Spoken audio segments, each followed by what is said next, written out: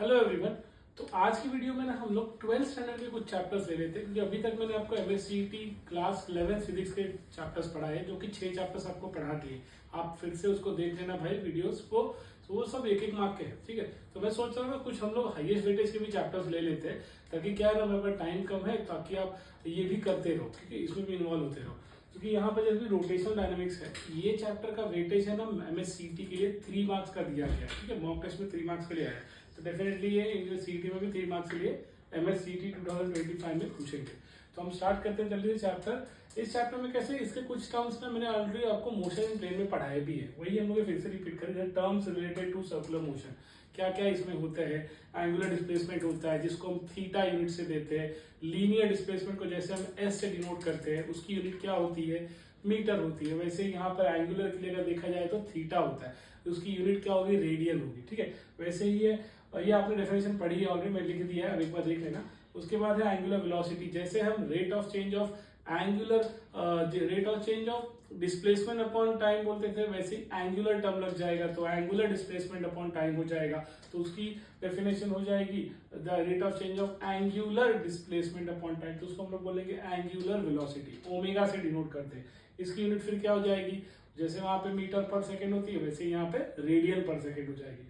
अगली जो है वो रिलेशन बिटवीन आपको v and omega, that is linear velocity and angular velocity, याद रखना है, ठीक है। इसमें काफी आते हैं क्वेश्चन। तो v इक्वल टू क्या है, ओमेगा इंटू आर है, तो इसलिए ओमेगा और आर जहाँ पे हमको पता ही है एंगुलर वेलोसिटी और ये रेडियस है, लेकिन जो ओमेगा और आर है ना, वो क्या है, म्यूचुअली परपेंडिकुलर है। इस पर भी बहुत सारे क्वेश्चन आते हैं।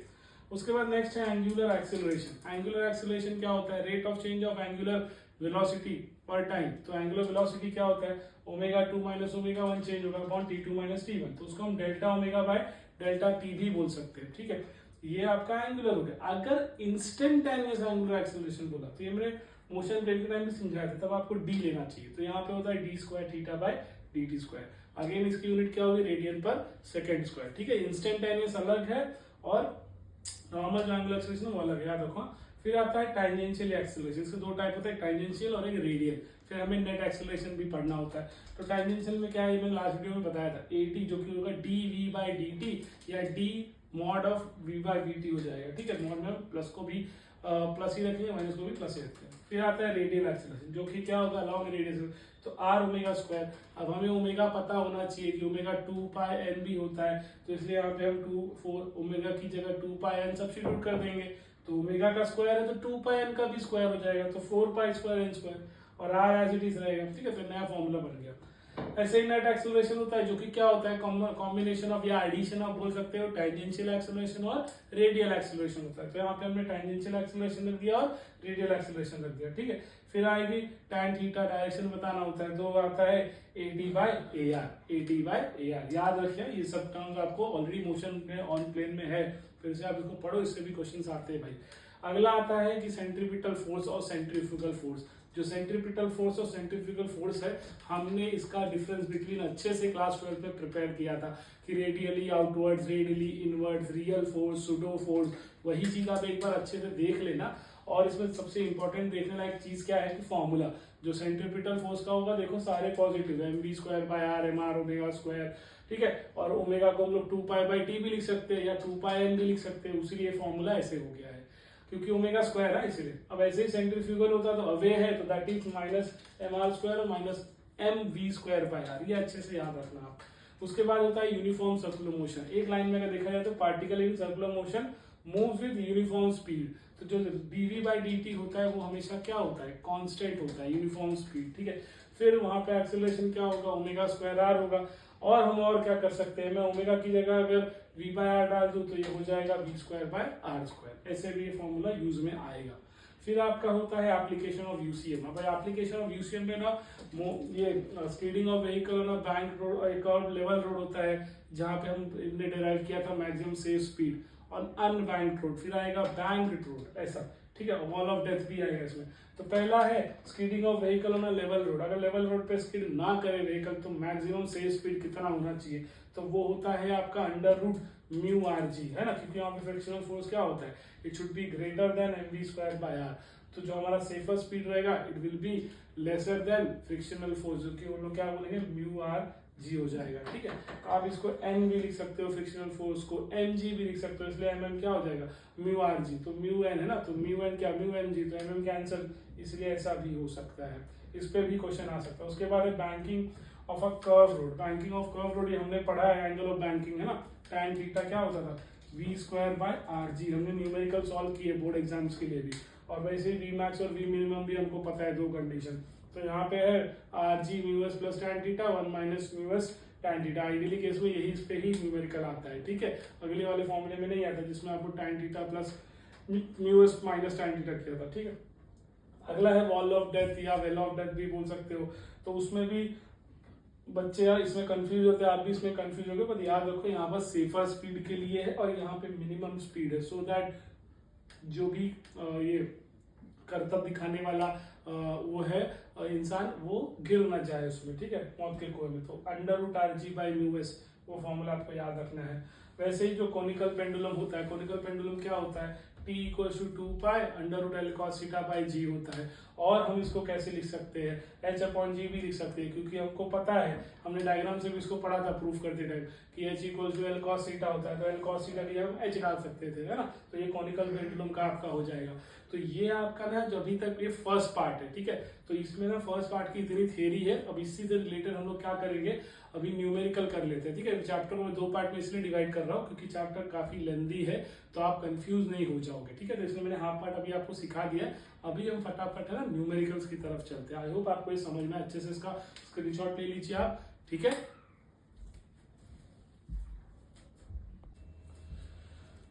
तो अभी स्टूडेंट हम लोग इसका ना न्यूमेरिकल कर लेते हैं। तो इसमें न्यूमेरिकल में देखिए मैंने ना जो प्रीवियस कुछ क्वेश्चंस है मैंने उसको भी कवर किए है, और जो टॉपिक बेस हमने अभी तक पढ़ा है उस टॉपिक के बेस पे जो भी न्यूमेरिकल मैंने उसको कवर किया है। तो इसमें पहला है देखो, non uniform circular motion, the ratio of tangential to radial acceleration. Non uniform circular motion बोला है और ratio of tangential to radial acceleration बोला है। ये क्वेश्चन आया था CET 2018 में। ठीक है, तो आपको चार ऑप्शन दिए हैं। तो रेडियल टेंजेंशियल एक्सेलरेशन क्या होता है, अभी हमने फॉर्मूले में पढ़ा है ना, जो कि होता है आर अल्फा, और रेडियल एक्सेलरेशन भी हमने पढ़ा जो कि होता है वी स्क्वायर बाय आर, तो अभी फॉर्मूले में हमने पढ़ा है। बस इसी का आप रेशियो ले लो, AT बाय AR। तो AT की वैल्यू क्या है आर अल्फा, AR की वैल्यू क्या है वी स्क्वायर बाय आर। तो ये क्या हो जाएगा, आर ऊपर चला जाएगा तो आर और आर क्या हो जाएगा मल्टीप्लाई, तो आर स्क्वायर, वी स्क्वायर नीचे ही रहेगा, तो alpha R square by V square, ये आपका हो जाएगा आंसर। तो ये ऑप्शन सी होगा। ठीक है, alpha R square by V square, काफी सिंपल था, बस दोनों को आपको सब्स्टिट्यूट करना था। ऐसे ही देखिए CET 2017 में पूछा है कि flywheel at rest is to reach an angular velocity, कितना दिया है 24 रेडियन पर सेकंड इन 8 सेकंड। फ्लाईव्हील पहले रेस्ट पर था, फिर कितनी स्पीड से हुआ 24 रेडियन पर सेकंड, कितने सेकंड में 8 सेकंड में, विद कांस्टेंट एंगुलर एक्सेलरेशन। तो the total turn through during this interval, total turn through this interval मतलब एक तरह का डिस्प्लेसमेंट बोला है हमें, एंगुलर डिस्प्लेसमेंट, कितना टर्न हुआ। तो देखिए इनिशियली क्या था, वो रेस्ट पर है फ्लाईव्हील, है ना, तो ओमेगा नॉट क्या हो जाएगा उसका 0, और जो फाइनल एक तरह से बोल सकते हो ओमेगा कितना है 24 रेडियन पर सेकेंड, कितने टाइम में 8 सेकेंड में। ठीक है, तो हमें ना काइनेमेटिकल इक्वेशन पता होना चाहिए, जो हमने पढ़ा है 10th में 8th में, V square equal to U square plus 2a, v equal to U plus 80, s equal to U T plus half 80 square, है ना, आपने पढ़ा है। बस इसको एंगुलर में कर देना है, जो कि हमने स्टार्टिंग में 12th में पढ़ा है इसको। तो ओमेगा को हमने क्या कर दिया, omega not plus alpha T, है ना, v equal to U plus 80। तो इस हिसाब से इसको और भी चेंज कैसे कर सकते हैं हम लोग, omega minus omega naught upon T. अब आपको क्या क्या दिया, देखो अल्फा एज इट इज रहेगा, ओमेगा क्या है 24, ओमेगा नॉट क्या है 0, तो 24 माइनस 0 क्या 24 ही होगा, अपॉन टी, टी कितना है 8, तो 24 अपॉन 8 क्या हो जाएगा 3 रेडियन पर सेकेंड स्क्वायर। हमें क्या मिल गया यहाँ से, एंगुलर एक्सेलरेशन। अब अगला क्या है, हमें पता है डिस्प्लेसमेंट का था s equal to UT plus half 80 square, बस उसको एंगुलर काइनेटिक में कर दिया, तो थीटा क्या हो जाएगा omega naught alpha T square. अब ओमेगा क्योंकि 0 ही है तो ओमेगा नॉट टी क्या हो जाएगा 0 ही हो जाएगा। बचा क्या फिर हाफ, मैंने लिखा यहाँ पर हाफ, अल्फा की वैल्यू हमने सबसे निकाली कितनी 3, टी कितना दिया है क्वेश्चन में 8, तो 8 का स्क्वायर 64 हो जाएगा, 64/2। और क्या कर सकते हो आप, 64 को 2 से डिवाइड कर दो 32 आ जाएगा, तो 32 इंटू 3 कितना हो जाएगा 96, है ना, 32 इंटू 3 96 हो जाएगा। तो आई होप आपको समझ में काफी सिंपल था, ये 2017 में पूछा गया था। अब अगला देखो यहाँ पर, angular speed of hour hand of a clock in degree per second, ऐसे ही मोशन प्लेन में भी था, ये कब आया है 2016 में। तो चार ऑप्शन दिए, तो एंगुलर स्पीड क्या होता है अभी हमने पढ़ा था 2 पाई बाई टी होता है। तो हमने ओमेगा को एज इट इज रखा, 2 पाई एज इट इज रखा, टी जो कि आवर हैंड बोला है क्लॉक के लिए, तो आवर कितनी बार कितना घूमता है, 12 है ना, 12, तो इसलिए 12 उसको हम किस में कर देंगे, सेकंड में, तो 60 इंटू 60 आ जाएगा।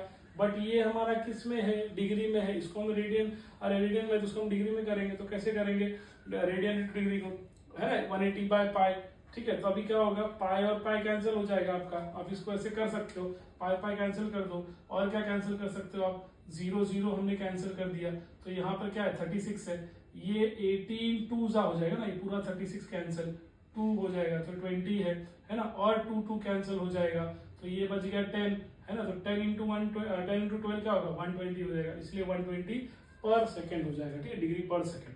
आई होप आपको ये समझ में आए, देख लेना, इसको कैलकुलेट कर लेना भाई अच्छे से।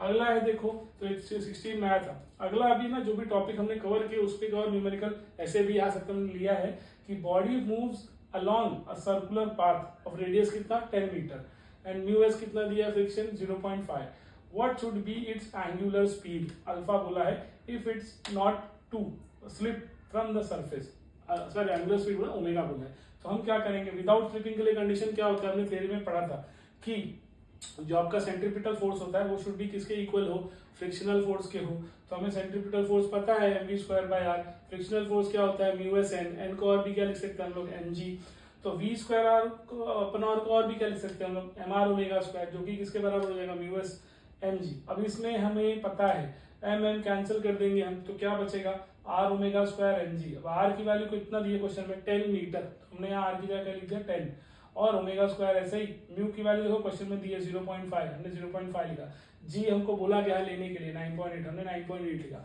तो ओमेगा स्क्वायर, तो ओमेगा क्या हो जाएगा, ये 10 नीचे चला जाएगा 0.5 अपॉन 9.8, और स्क्वायर में तो मैंने इसको स्क्वायर रूट ले लिया, तो सब रूट में आ गया।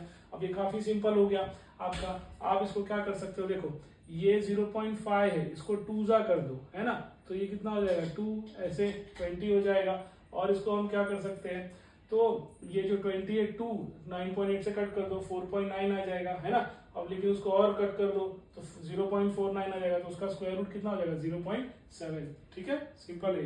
अब उसके बाद देखिए अगला जो है, cyclist is moving in a circular track of radius कितना 80 मीटर विथ वेलोसिटी कितना दिया 36 kilometre per hour, he has to lean through the vertical approximately through an angle, कितने एंगल से उसको लीन होना पड़ेगा ताकि वो निकल जाए, ठीक है, सर्कुलर और सर्कुलर ट्रैक, ऐसे हम लोग थोड़ा बेंड होते हैं ना, तो उसको, तो अभी tan थीटा में पता है क्या होता है, v²/rg होता है। अब v क्या है हमारा दिया है 36 है, ये तो किलोमीटर पर आवर में दिया ना, तो इसको हमने क्या करा, हमने मीटर पर सेकंड में करना चाहा, तो जब भी किलोमीटर पर आवर को हमें मीटर पर सेकंड में करना होता है तो हमें 5/18 से मल्टीप्लाई करना चाहिए। अगर इसका उल्टा होता, मीटर पर सेकंड में दिया होता और हमें किलोमीटर पर आवर में करना है, तो हम क्या करेंगे 18/5 से करेंगे। तो यहाँ पे metre per hour kilometre per our दिया, तो हमने क्या किया 5/18 से कर दिया। अब ये सिंपल हो जाएगा फ्रेंड्स, देखो यहाँ पे ये 36 है और ये 18 है, तो 18 2 हो जाएगा, कितना हो जाएगा 2 5 10 ना, और 10 का स्क्वायर कितना हो जाएगा 100, तो वो जो 100 है ये दोनों जीरो से क्या हो जाएगा कैंसिल हो जाएगा, ऊपर का 100 का दोनों जीरो से, तो ऊपर 1 बचेगा और नीचे क्या बचेगा 8 बचेगा, तो 1/8। तो थीटा क्या हो जाएगा, ये tan है यहाँ पर, नीचे जाएगा तो tan अपॉन में जाएगा, तो उसी को क्या बोलते हैं tan इनवर्स बोलते हैं ना, तो जैसे tan इनवर्स क्या जाएगा 1/8। कंफ्यूज नहीं होना, देखो 18 2 और 2 5 कितना 10 और 10 का स्क्वायर कितना 100 में 2 जीरो है तो 2 जीरो से कैंसिल, तो इसलिए 1/8 बचेगा, तो इसलिए थीटा क्या हो गया tan इनवर्स 1/8। तो देखिए अभी मैंने ना आई होप ये मैंने हाफ चैप्टर ऑलमोस्ट खत्म कर दिया है, हो सकता है इसमें से एक क्वेश्चन आ जाए, हो सकता है इसमें 2 क्वेश्चन आ जाए, लेकिन इसी टाइप के मोस्टली क्वेश्चन आ रहे हैं, तो आपको करके भी जाना चाहिए। इस टाइप का क्वेश्चन बहुत बार रिपीट हो रहा है प्रीवियस ईयर्स के इसमें, ठीक है, तो आप उसको अच्छे से कर लेना। ये रेशियो वाला भी क्वेश्चन आता है, आवर मिनट और सेकंड हैंड वाला भी आता है, तो ऐसे टाइप के क्वेश्चन रिपीट होते हैं। ये दोनों मैंने नए क्वेश्चन लिए, क्या हो सकता है ये भी आ जाए, स्पेशली ये वाला, ठीक है। तो आई होप मैंने हाफ चैप्टर अच्छे से पढ़ा दिया है, आपको समझ में आ गया होगा। आप इसके नोट्स बना लीजिए, क्वेश्चन को आप लिख के प्रैक्टिस कर लीजिए, इसी टाइप के और क्वेश्चन देख लीजिए, ठीक है। अब नेक्स्ट वीडियो में हम लोग इसका पार्ट 2 कर लेंगे। Thank you.